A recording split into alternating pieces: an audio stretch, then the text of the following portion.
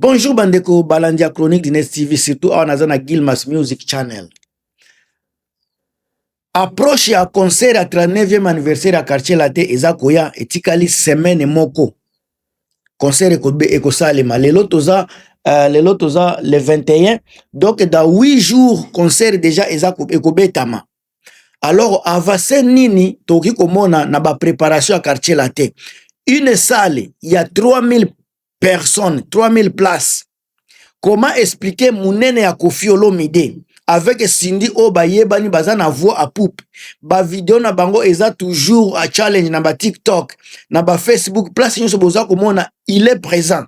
Nini nde ezo sala Koffi Olomide ateka ba billet 3000 elingaki esila même jour ou bien au moins semaine moko ya ba mise à ligne ba vente.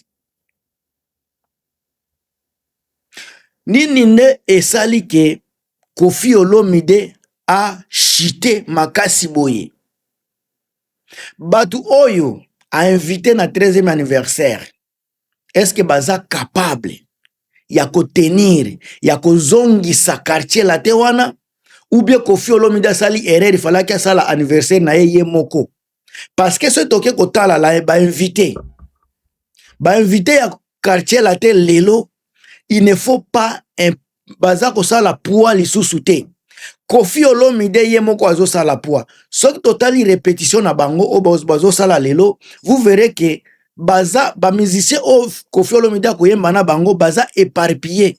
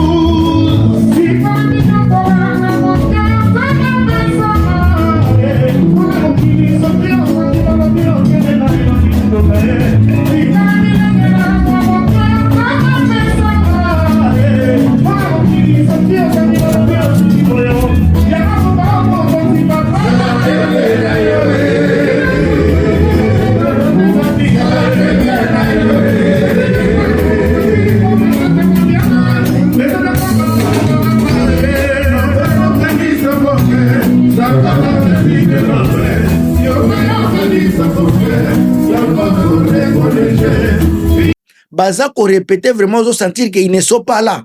Même na répétition, baza incapable ya la cohérence na kati ya répétition, il y a pas de cohérence. Est-ce que concert ya le 29 novembre ekozala bien?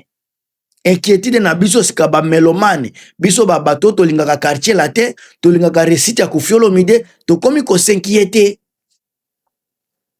Ba oyo ba ye Koffi Olomide invité bango comme eza fête ya quartier latte. Batu wana bako apporter nini? Pona nga nazomona déjà bango nde bazo sise énergie ya Koffi Olomide. Nazomona ta mutu moko te o aza capable kokende na ba réseaux sociaux, na ba plateau, na ba panel kolobela concert wana. Il y a personne. Je regrette conflit ya Koffi Olomide na Fally Ipupa. Imaginez-vous Fally donc akende na ba plateau aloba ke quartier latte baza na anniversaire ya 39 ans na bango ngape na ko faire partie bandeko na ngai boya kotala nga na koyemba nzembo ya epucha pa ekachaka par exemple na koyemba éternellement na koyemba nini oyo rukuku ok, na koyemba banzembu ya kalangana vie na nga Koffi Olomide boya ebele boya ko soutenir quartier latte boya ko soutenir mouvement na biso. Soki vraiment Fally Ipupa aleki na ba chaîne atami balé alobi likambo wana. Est-ce que ampleur ekozala ndenge ampleur toza nango lelo? Parce que Koffi moko azoleka tozoyoka aza kolobela date. Et bongo ba misusu wana oyo a invité. Pour nini bango baza nango oya ko meka pena ko attirer attention ya batu bakende kotala bango. Ce sont des gens qui ne sont plus actifs. Même koyemba bazoko ka ko répéter, ce sont déjà bango bazomona déjà que bakoma pour atelemi na micro akomi komi mona danger. Azobosa na ke batunde bakosala bango ba danger. Mais lelo tozoke na semaine moko. Bota la salle ya 3000 personnes. 3000 personnes. Ce qui eza sold out te Koffi Olomide et kozala échec. Et puis parce que biso toyebi nga personnellement na yebi ki Koffi Olomide soki ayembi akoyemba akoepate population publique batu bakoya. Mais batu o baza koya pembeni na ewana. Baza ba problématique d'une part. Mutu lokola Soleil Wanga. Aza tellement problématique que ba oyo balinga kayete ba risque ko kendete pona Soleil Wanga. Soleil a risqué de créer même 10 personnes qui ont été kakapo à Kekuna. Parce que il est, par exemple, tu as spiritas. Ceux qui bazala qui batu kende pona ba polémique na ye ba kende te. Ceux qui botali na ba côté ebele makambo ebele zo la ki vraiment quartier latin ba petit à quartier latin ba ressources à quartier latin baza improductif et puis baza problématique. Mutu oyo falaki Koffi Olomide amize na ye azala fiere na ye eza fali pupa. Koffi Olomide oza papa oza mukolo. Mwana soki kofali nde azana problème. Balimbisaka mwana bo avancer na vie.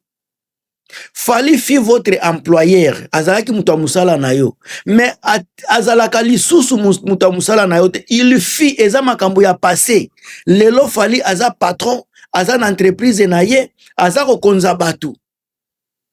Eza neti lelo oza professeur Koffi Olomide oza professeur na école na université. Mutu otangisi mutu lelo komi président. Ako tikala kozala kaka mwana na yo ya classe était akomi déjà président eza na niveau osika yo pe ko banda ko pe kotala yo pe si respect wana za président ya république. Il a été dans votre salle de classe, mais aujourd'hui le président de la république. Fali Ipupa a été dans votre orchestre, aujourd'hui il est président de l'orchestre. Eza na balanga na ba façon moko boy. Koffi également doit comprendre que âge zo leka ba conflit ya pamba et comme ma bango et pas été. Je frappe à la table comme ça. Un jour, bisogno stoza batuto leka. Imaginez-vous Koffi Olomide accueillir les lois tiki biso. Tout le monde a Fali Ipupa na matanga te. Imaginez-vous. Fierté à quartier latin. Tom matato kita. Fali c'est la fierté, la véritable fierté ya quartier latin. Mais azala na matanga ya Koffi te. Pourquoi? Parce que Koffi à chaque fois les grands réseaux sociaux, il se mélange. Il est toujours dans tous ces états qu'on attaquait toujours Fali. Fali à l'écart des gens. Ayaki, azalaki na moyete. Azalaki pauvre. Il n'avait pas les moyens.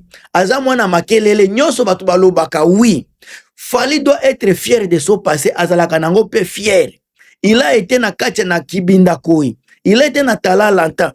Eza fier eza passé na ye. A koti na quartier latin. Na katia quartier latin. Koffi. O pesie vi, o memie na poto, o sali nyonso ngaki ko sala, o lalisie, o foutelier, o sombelier. Mais aujourd'hui, Fali n'est plus le petit que tu avais vu il y a 20 ans. Fali n'est pas le petit que tu as vu il y a 29 ans, 30 ans. Parce que ça, il fallait qu'on na 2001 à quartier latin. 2020, ça déjà, tu as 24 ans. Oyeba qui Fali na 24 ans. Ça, c'est déjà passé. Lelo Fali azana carrière solo azako vivre azako œuvre solo depuis 2006. Azana 19 ans ya carrière solo. 19 ans ya carrière solo, il n'est plus avec vous. Mais Fali quand même pour nous montrer fidélité avec Koffi Olomide. Akenda pe na anniversaire mususu. Mais soki lelo azako yate. Talaka pe ba affiche otiaka Koffi Olomide.